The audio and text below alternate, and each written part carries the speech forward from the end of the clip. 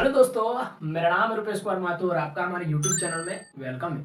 तो दोस्तों, आज हम लोग लेकर आ चुके हैं इस वीडियो में डिफाइन द टर्म्स इलेक्ट्रोलाइट। जैसा कि आपको थंबनेल में भी दिखा था, जिसको आप क्लिक करके यहाँ पर घुसे हैं। इलेक्ट्रोलाइट क्या होता है, उसका डिफिनेशन को देखेंगे और उसका टाइप कितना होता है, और दोनों टाइप को हम लोग डिस्कशन करेंगे। ठीक है, बिल्कुल डीपली। आयनाइजेशन क्या होता है, डिसोसिएशन क्या होता है, दोनों को मैंने पिछले वीडियो में भी आपको डिस्कस करके बताया था, फिर भी इस वीडियो में बता दूंगा।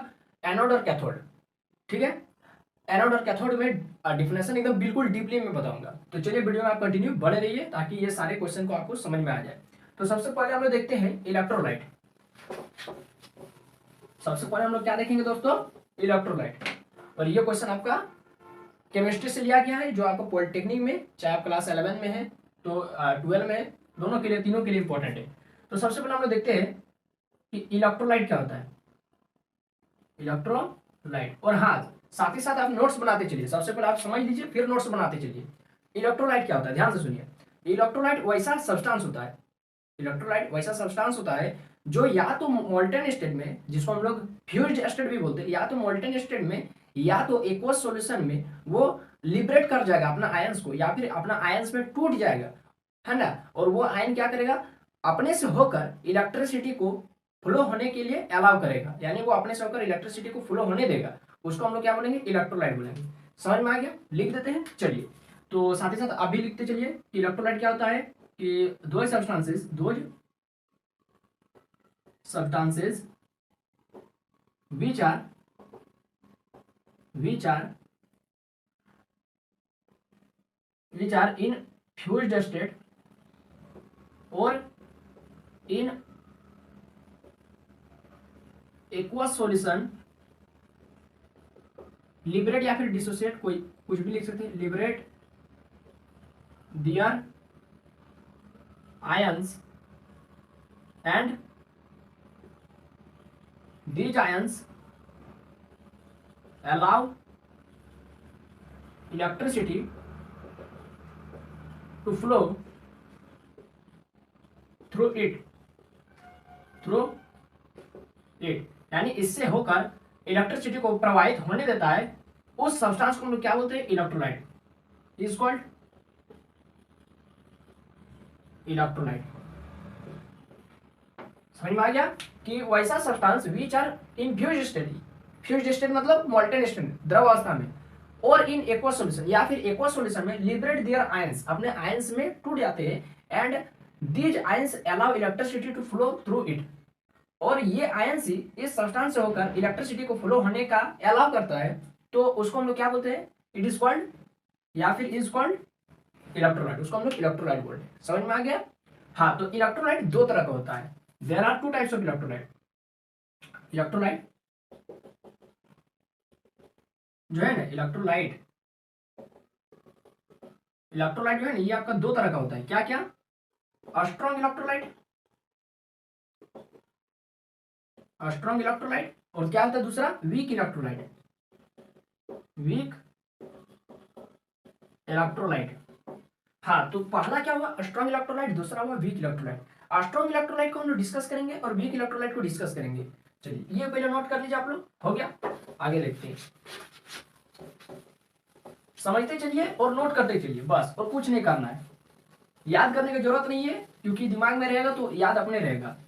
चलिए आगे देखते हैं, स्ट्रॉन्ग इलेक्ट्रोलाइट और वीक इलेक्ट्रोलाइट। तो हम लोग क्या करेंगे, स्ट्रॉन्ग इलेक्ट्रोलाइट और वीक इलेक्ट्रोलाइट का डिफरेंस लिख देते हैं, ताकि आपको दोनों क्लियर भी हो जाएगा डिफिनेशन, और यदि कहीं डिफरेंस पूछ देगा अंतर, तो आप यहीं से याद करके लिख लीजिएगा। Strong electrolyte, strong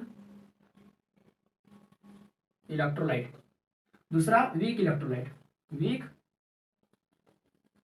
electrolyte.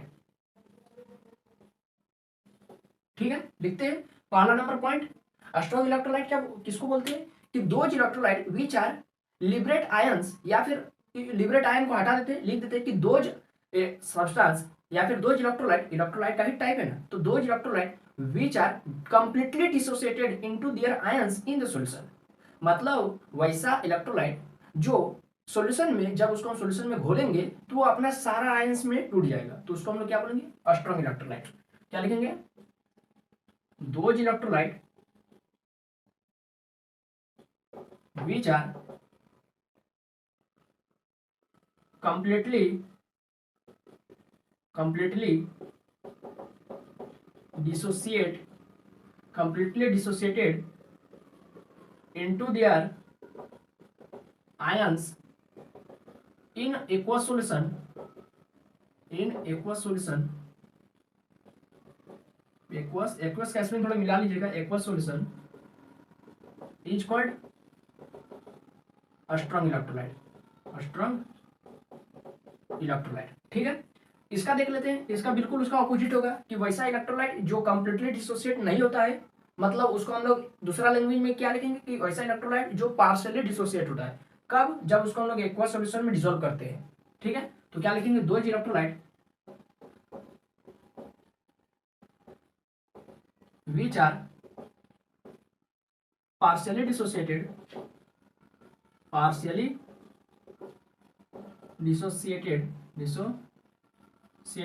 into their ions in aqueous solution in, यहाँ पर एक्वस सॉल्यूशन ना लिखकर हम ओनली सॉल्यूशन लिखते, ठीक है, कुछ रीजन है। In solution is called weak electrolyte. वैसा इलेक्ट्रोलाइट जो सॉल्यूशन में पार्शियली डिसोसिएट होता है अपना आयंस में, यानी जो अपना आयन को पूरा नहीं तोड़ता है, कम तोड़ता है, उसको क्या बोलते हैं? Weak electrolyte. सेकंड पॉइंट देख लेते हैं, इसका भी सेकंड पॉइंट देख लेंगे। वीक इलेक्ट्रोलाइट का आप यहां पर लिख सकते हैं कि इसका जो डिग्री ऑफ डिसोसिएशन होता है, इसका जो डिग्री ऑफ डिसोसिएशन, या फिर इसका आप स्ट्रॉन्ग इलेक्ट्रोलाइट ये लिख दिए कि कंप्लीटली, इसका जो डिग्री ऑफ डिसोसिएशन जो मैंने इससे पिछला वाला वीडियो में बताया था, हाँ, तो आप यदि उस वीडियो को नहीं देखे तो आप इस वीडियो को जाकर देख सकते हैं। तो उसमें मैंने आपको डिग्री ऑफ डिसोसिएशन के बारे में कंप्लीटली इंफॉर्मेशन दिया था। तो स्ट्रॉन्ग इलेक्ट्रोलाइट का डिग्री ऑफ डिसोसिएशन हाई होता है, उसमें मैंने आपको बताया था, या फिर इक्वल टू 1 होता है। तो इसको लिख देते हैं कि the degree of dissociation, the degree of dissociation of a strong electrolyte is high or equal to 1, या फिर 1 के बराबर होता है, क्योंकि वो कंप्लीटली डिसोसिएट हो जाता है ना, इसीलिए 1। इसका देख लेते हैं, इसका डिग्री ऑफ डिसोसिएशन इसका उल्टा होगा, या ये हाई हुआ तो वो लो होगा, इसका इक्वल टू 1 हुआ तो उसका लेस देन 1 होगा। ये याद रखना है कि the degree of dissociation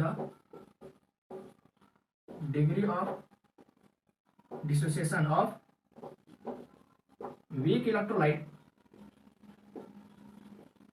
is low और लेस देन 1, एक से कम होता है। इसका देख लेंगे तीसरा पॉइंट, इसका भी तीसरा पॉइंट देख लेंगे। जो आपका स्ट्रॉन्ग इलेक्ट्रोलाइट है ना, इसका हम लोग क्या देखें कि ये कंप्लीटली डिसोसिएट हो जाता है। दूसरा क्या देखें, इसका डिग्री ऑफ डिसोसिएशन हाई होता है या फिर इक्वल टू 1 होता है। तीसरा देखेंगे, इसका आप एग्जांपल देख लीजिए कि स्ट्रॉन्ग इलेक्ट्रोलाइट का क्या क्या एग्जांपल हो जाएगा। कि स्ट्रॉन्ग इलेक्ट्रोलाइट एग्जांपल आप इसमें लिख लीजिए, जैसे स्ट्रॉन्ग एसिड हो जाएगा। इसमें स्ट्रॉन्ग एसिड में एग्जांपल उसका भी लिख दीजिए, ताकि जो आपका टीचर चेक करेंगे कॉपी, वो और ज्यादा उनका इंप्रेशन बढ़ जाएगा। तो स्ट्रॉन्ग एसिड में क्या क्या हो जाएगा, HCl हो जाएगा, H2SO4 हो जाएगा, ETC। दो ही लिख दीजिए, ज्यादा लिखने की जरूरत नहीं। नाइट्रिक अम्ल भी लिख सकते हैं। स्ट्रॉन्ग बेस, दूसरा एग्जांपल क्या हो जाएगा, स्ट्रॉन्ग बेस। एसिड्स हो गया, बेसिस लिख देते हैं। पहला एग्जांपल क्या लिखे, स्ट्रॉन्ग एसिड्स। दूसरा एग्जांपल स्ट्रॉन्ग बेसिस। इसमें क्या क्या हो जाएगा, NaOH, KOH, ETC। जो आपका पीरियोडिक टेबल में ग्रुप 2 में जो जितना एलिमेंट रहता है, हरीना करे रब से फरियाद, है ना, सॉरी हाँ ग्रुप 1 में हरीना करे रब से फरियाद, वो जो ग्रुप 1 के जितना भी एलिमेंट है उसमें आप OH लगा दीजिए, वो हो जाएगा आपका स्ट्रॉन्ग बेसिस। उसके बाद लिख देते हैं एंड स्ट्रॉन्ग सॉल्ट्स। स्ट्रॉन्ग के जगह में यहाँ पर हम लिख देंगे इनऑर्गेनिक सॉल्ट्स। इसका भी आप एग्जांपल लिख दीजिए। क्या लिख दीजिए आप इसमें एग्जांपल लिख दीजिए, क्या लिख देंगे, इनऑर्गेनिक सॉल्ट का बात कर रहे हैं, तो इसमें हो जाएगा NaCl, KCl, ETC। काफी है इतना, यहाँ पर भी ETC लगा सकते हैं, है ना। तो ये हो गया strong acid, strong bases, inorganic salt. ये इसका स्ट्रॉन्ग इलेक्ट्रोलाइट का एग्जांपल हो। इसका एग्जांपल लिख देते हैं। वीक इलेक्ट्रोलाइट में क्या क्या हो जाएगा, इसी का उल्टा कर दीजिए। स्ट्रॉन्ग एसिड है तो इसमें वीक एसिड हो जाएगा। Weak acid acids. एग्जांपल इसका लिख दीजिए इसका। वीक एसिड्स का क्या क्या हो जाएगा, जितना भी आपका क्या है इसमें HCl था और H2SO4 था, तो इसका एग्जांपल हो जाएगा आपका H2CO3 और क्या हो जाएगा CH3COOH, कार्बोनिक एसिड और CH3COOH मतलब एसिटिक एसिड। और क्या हो जाएगा, आप यहाँ पर वीक बेस लिख दीजिए, वीक बेसेस। अच्छा, वीक बेस में क्या क्या हम लिख देंगे, इसमें हम पेरियोडिक टेबल का फर्स्ट ग्रुप को बोले, उसमें पेरियोडिक टेबल का सेकंड ग्रुप को लगा दीजिए। जैसे क्या क्या होता है, बेटा मांगे कार्स, क्या था उसका ट्रिक, तो बेटा मांगे कार स्कूटर बाप राजी, वो बोला है ना। पीरियोडिक टेबल का दूसरा ग्रुप का जितना भी एलिमेंट है क्या क्या है, बेरिलियम है, बेटा मांगे मैग्नीशियम है, और फिर कार यानी कैल्शियम है, तो वो सब। तो यहाँ पर क्या क्या हो जाएगा, MgOH का होल 2, CaOH का whole 2, magnesium hydroxide, calcium hydroxide, ये सब वीक बेस है। एंड इसमें इनऑर्गेनिक सॉल्ट था, तो इसमें ऑर्गेनिक सॉल्ट हो जाएगा, ऑर्गेनिक सॉल्ट्स। एग्जांपल लिख दीजिए, क्या क्या हो जाएगा, इसमें हो जाएगा फॉर्मिक सोडियम फॉर्मेट, यानी फॉर्मिक एसिड से बना दिए सोडियम फॉर्मेट, है ना, जैसे HCOONA। और क्या हो जाएगा, एसिटिक एसिड से बना दिए सोडियम एसीटेट, CH3COONA। ये सब हो गया आपका ऑर्गेनिक सॉल्ट। तो ये सब आपको याद रखना पड़ेगा, देखिए एग्जाम में लिखना है तो याद करना ही पड़ेगा ये सब एग्जाम्पल। ये रटने वाला चीज है और इसको समझने का कोई चीज ही नहीं है, क्या आप समझेंगे, वीक एसिड्स का ये एग्जाम्पल होगा, ये समझने वाला चीज नहीं, रटने वाला चीज है। वीक एसिड में आप 2 गो रट लीजिए, वीक बेस में 2 गो रट लीजिए, ऑर्गेनिक सॉल्ट में 2 गो रट लीजिए, काफी है, टीचर खुश हो जाएंगे। स्ट्रॉन्ग इलेक्ट्रोलाइट हो गया, वीक इलेक्ट्रोलाइट हो गया, कंप्लीट हो गया। अब हम लोग देखते हैं इसके बाद क्या देखेंगे, डिसोसिएशन आयनाइजेशन, उसके बाद एनोड और कैथोड। चलिए इसको पहले नोट कर लीजिए, बहुत इंपॉर्टेंट है, बहुत इंपॉर्टेंट है। चलिए आगे देखते हैं।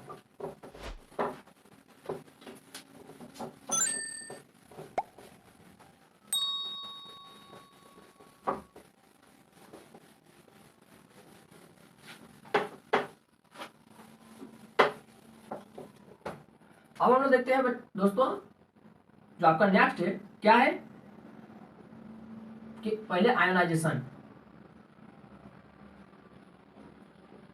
आयनाइजेशन, तो आयनाइजेशन क्या होता है पहले ही मैंने आपको बताया था, अगर आप नहीं जानते तो आप इस वीडियो को जाकर देख सकते हो, वहां पर मैंने आपका आयनाइजेशन और डिसोसिएशन के बारे में कंप्लीटली इंफॉर्मेशन दिया। फिर से बता देता हूँ क्योंकि ये वाला वीडियो में स्पेशली यही क्वेश्चन के लिए लाया था, define the terms. 5 go terms था, तो उसको डिफाइन करना बहुत जरूरी है। चलिए इसमें देख लेते हैं आयनाइजेशन क्या होता है। तो द आयनाइजेशन फिर से समझा देता हूँ कि आयनाइजेशन एक ऐसा प्रोसेस होता है जहां पर क्या होता है कि कोई भी एक इलेक्ट्रोलाइट है, सॉरी कोई भी एक सब्सटेंस है, वो सब्सटेंस क्या हो सकता है, एटम हो सकता है, चाहे मॉलिक्यूल हो सकता है ना। और क्या होगा, वो आयन में टूट जाएगा, डिसोसिएट हो जाएगा, लिबरेट हो जाएगा अपना आयंस में, और वो आयंस क्या करेगा, इलेक्ट्रिसिटी को कंडक्ट करेगा, बस सिंपल सा। तो उसको हम लोग क्या बोलेंगे, आयनाइजेशन प्रोसेस बोलेंगे। तो the process of breaking of a substance, वो एटम भी हो सकता है, मॉलिक्यूल भी हो सकता है, into their into charged ions, into charged ions। और चार्ज आयंस लिख दिया, इसी में आ गया कि वो इलेक्ट्रिसिटी को कंडक्ट करेगा, है ना। तो बस the process of breaking up of a substance into charged ions, बस हो गया, is called ionisation. The process of breaking up of a substance, वो एटम भी हो सकता है, मॉलिक्यूल हो सकता है, चार्ज आयंस में टूट जाएगा। चार्ज आयंस का ही मतलब है कि वो इलेक्ट्रिसिटी को कंडक्ट करेगा। आयनाइजेशन कहते हैं this process results of the formation of positively charge ions, जिसको हम लोग कैटायंस कहते हैं, एंड नेगेटिवली चार्ज आयंस, जिसको हम लोग एन आयंस कहते हैं, बस ये बनता है। जब वो आयंस में टूट जाएगा तो आयन दो ही प्रकार का होता है, एक केटायन और एक एन आयन। तो केटायन किसको बोलते हैं? जो पॉजिटिवली चार्ज आयन रहता है। एनायन किसको बोलते हैं? जो नेगेटिवली चार्ज आयन रहता है। बस खत्म हो गया आपका आयनाइजेशन, खत्म। जैसे आप यहाँ पर समझने के लिए डेट इज करके लिख सकते हैं कि कोई सब्सटेंस ए भी था, कोई सब्सटेंस ए भी था, है ना, उसमें हम लोग आयनाइजेशन का प्रोसेस किए।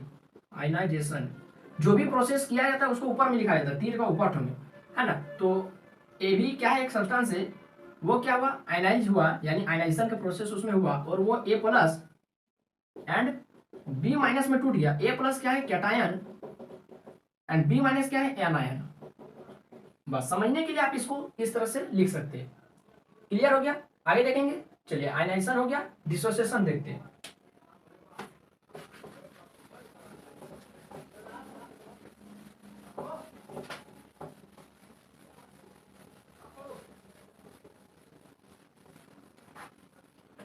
डिसोसिएशन में ध्यान दीजिए बच्चों, डिसोसिएशन, डिसोसिएशन केमिस्ट्री में इसको हम लोग इलेक्ट्रोलाइटिक डिसोसिएशन कहते हैं। तो इलेक्ट्रोलाइटिक डिसोसिएशन क्या होता है? इसमें क्या होता है कि एक सब्सटेंस जो एटम या मॉलिक्यूल हो सकता है, जिसको हम लोग इलेक्ट्रोलाइट कहेंगे, ठीक है, इलेक्ट्रोलाइट, यहाँ पर एक वर्ड आएगा इलेक्ट्रोलाइट, जिसको इलेक्ट्रोलाइट कहेंगे। और वो इलेक्ट्रोलाइट क्या होगा? जब उसको हम लोग सॉल्यूशन में घोलेंगे, कैसा solution? Aqueous solution. Aqueous solution, उसमें जनरली वाटर होना चाहिए।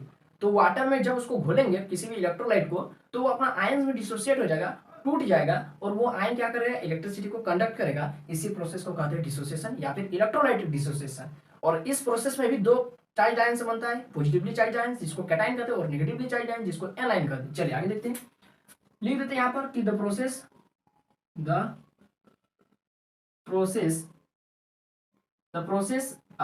इसमें भी क्या हो जाएगा? द प्रोसेस ऑफ क्या लिख देंगे? टूटता है, यानी the process of dissociation of, या फिर क्या लिख देंगे? The process of breaking up. उसी लैंग्वेज को लिख देते हैं यहाँ पर भी, the process of breaking up of a substance, जिसका खाली अलग से क्या नाम हो गया? Electrolyte. Electrolyte called electrolyte. The process of breaking up of a substance into charged ions. charged ions charge का आयंस का ही मतलब हो गया कि ऐसा आयन में टूटेगा जो इलेक्ट्रिसिटी को कंडक्ट करेगा। तो फिर से हम वो लैंग्वेज को नहीं लिखेंगे। Into charge ions when they dissolve in aqueous solution, ठीक है। जब उसको एक्वस सॉल्यूशन में हम उसको डिसॉल्व करेंगे, जनरली क्या होना चाहिए? जनरली वाटर होना चाहिए, is called ionisation, sorry dissociation, is called dissociation, है ना। कि the process of breaking up of a substance, atom या मॉलिक्यूल ही रहेगा, लेकिन उसका एक अलग से नाम दे दिए, electrolyte into charge ions when they dissolve in aqueous solution, generally water होना चाहिए, इज कॉल्ड डिसोसिएशन। या फिर और करके आप यहां पर लिख सकते हैं electrolytic dissociation, electrolytic dissociation. Clear हो गया? इतना क्लियर हो गया? इसमें किस तरह से आपको याद रखना है फिगर बना करके। ये क्या है? वाटर H2O, इसमें क्या डाले? इलेक्ट्रोलाइट। इलेक्ट्रोलाइट जैसे डालेंगे तो इलेक्ट्रोलाइट चार्ज आयंस में टूट जाएगा, पॉजिटिव क्या क्या कैटायन, पॉजिटिव चार्ज आयन, और क्या हो जाएगा? प्लस एन आयन में टूट जाएगा, नेगेटिव चार्ज आयन में। तो क्या लिख देंगे यहां पर? क्या लिख देंगे कि दिस प्रोसेस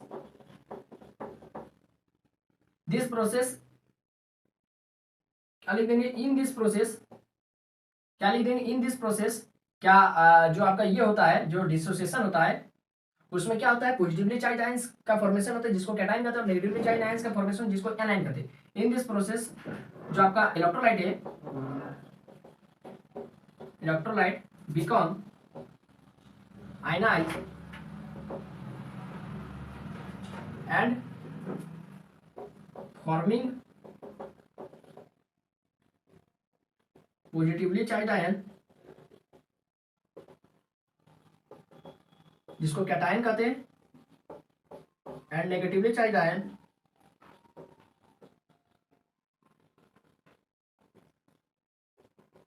जिसको एनायन कहते हैं। बस खत्म हो गया, दिक्कत हुआ कहीं? खाली इसमें ये याद रखना वो डिसोसिएशन की तरह ही है, मतलब सॉरी आयनाइजेशन का तरह ही है, लेकिन आयनाइजेशन में हम लोग क्या करते थे, सॉल्यूशन में डिसॉल्व नहीं करते थे, और डिसोसिएशन में क्या होता है, जिसको इलेक्ट्रोलाइटिक डिसोसिएशन कहते हैं, इसीलिए उसको हम लोग क्या करते हैं, हम लोग सॉल्यूशन में डिसॉल्व करते हैं। बस यही अंतर है और कुछ नहीं। नोट कर लिए होंगे, समझ में आइए गया होगा। आगे देखते हैं क्या, कैथोड और एनोड।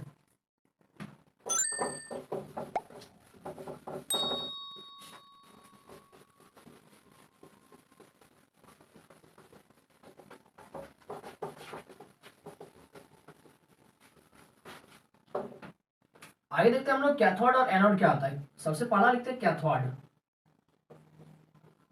तो देखिए कैथोड किसको बोलते हैं, जैसे कि मैं एक फिगर छापता हूं आपके सामने, फिगर तो बहुत खराब दिख रहा है, एक फिगर छापता हूं,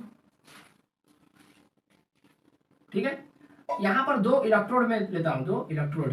अब इलेक्ट्रोड क्या होता है ये मैं नेक्स्ट क्लास में आपको बताऊंगा, मतलब नेक्स्ट वीडियो में। ये दो इलेक्ट्रोड है, ठीक है, ये दो इलेक्ट्रोड है, और इसको हम लोग क्या किए, बैटरी से कनेक्ट किए, बैटरी से कनेक्ट कर दिए। एक मिनट, बैटरी थोड़ा गलत छप गया, ठीक है। बैटरी से जो बड़ा वाला दिख रहा है इसको पॉजिटिव टर्मिनल, जो छोटा वाला दिख रहा है उसको नेगेटिव टर्मिनल, है ना। तो वैसा कैथोड किसको बोलते हैं, वैसा इलेक्ट्रोड, ये सब क्या है, इलेक्ट्रोड है, इलेक्ट्रोड। तो वैसा इलेक्ट्रोड जिसका जो सिरा रहता है, जो एंड रहता है, वो आपका बैटरी का पॉजिटिव टर्मिनल से जुड़ा रहता है, उसको हम लोग क्या बोलते हैं, कैथोड कहते हैं। सॉरी गलती हो गया, एनोड बोलते हैं। यहाँ पर ये मतलब ये इसको एनोड बोलते हैं, एनोड, ये एनोड होता है, और ये जो नेगेटिव टर्मिनल है उसको बोलते हैं कैथोड। याद करने का मैं ट्रिक भी बता दूंगा, ठीक है। तो वैसा इलेक्ट्रोड, ये क्या इलेक्ट्रोड जो बैटरी का नेगेटिव एंड से जुड़ा रहता है, नेगेटिव टर्मिनल से जुड़ा रहता है, उसको कैथोड कहते हैं। और वैसा टर्मिनल जो बैटरी का पॉजिटिव एंड से जुड़ा रहता है उसको एनोड कहते हैं। ये समझ में आ गया? लिख देते हैं, कंफ्यूजन नहीं होना, मैं आपको अभी ट्रिक बता दूंगा कि दो इलेक्ट्रोड, दो या फिर दो नहीं लिखेंगे, द लिखेंगे, the electrode which is connected with the negative end of the battery is called cathode, उसको कैथोड कहते हैं। वैसा electrode which is connected with the negative end of the battery, जो नेगेटिव के नेगेटिव टर्मिनल से जुड़ा रहता है उसको हम लोग कैथोड कहते हैं, है ना। अब इसमें कुछ पॉइंट लिख लीजिए आप लोग कि जो ये जो कैथोड होता है ना, उसमें हमेशा रिडक्शन रिएक्शन होता है। कि क्या लिखेंगे, रिडक्शन रिएक्शन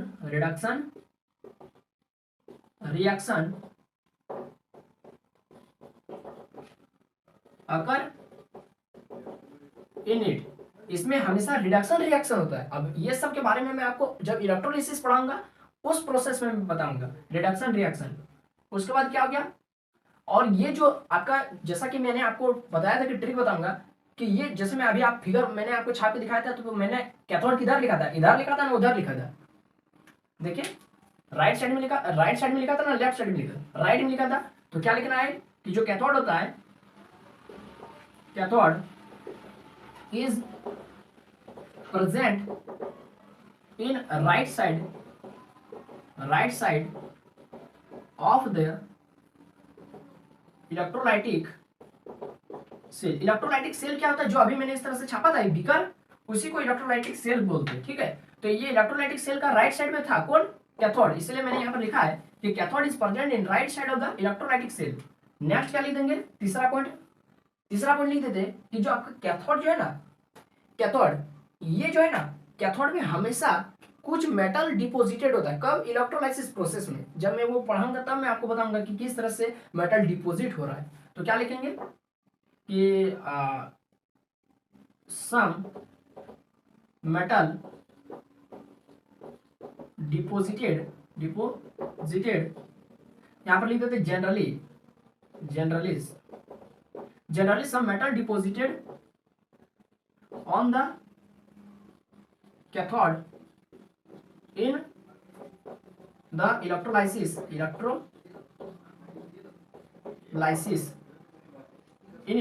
यानी इलेक्ट्रोलाइसिस प्रोसेस में, इलेक्ट्रोलाइसिस जब प्रोसेस होता है उस समय जो कैथोड में क्या होता है, कुछ मेटल डिपोजिट हो जाता है, जाकर जमा हो जाता है। कुछ मेटल क्या होता है, ये वाला इस साइड में कुछ जमा हो जाता है, मेटल जमा हो जाता है और ये मोटा हो जाता है, ये जो इलेक्ट्रोड है वो मोटा हो जाता है।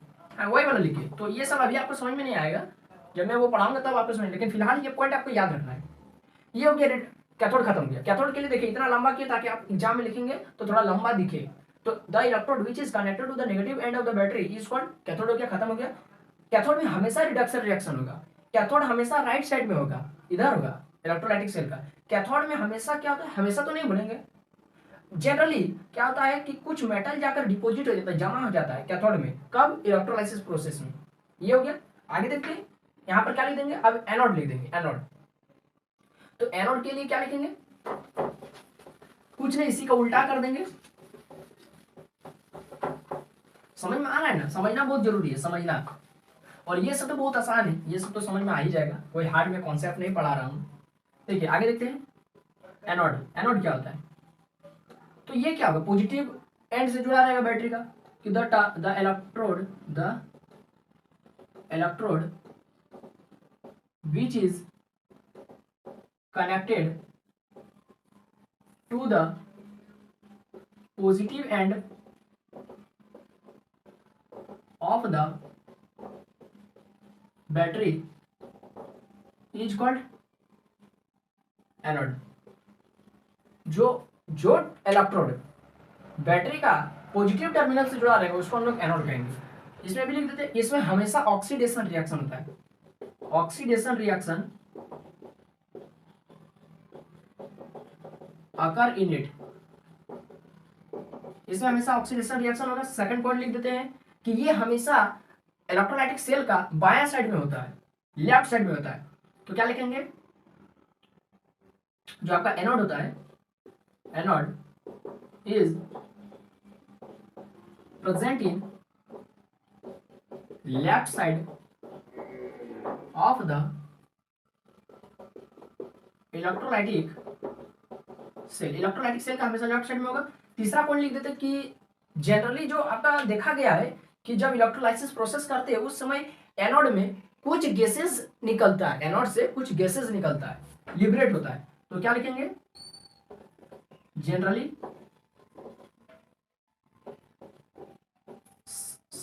some gases, generally certain gases liberated on the anode during electrolysis. Electrolysis के दौरान, इलेक्ट्रोलाइसिस प्रोसेस के दौरान कुछ निश्चित गैसेस ही निकलती है। कहां से? एनोड से, है ना, निकलती है। तो ये होता है एनोड।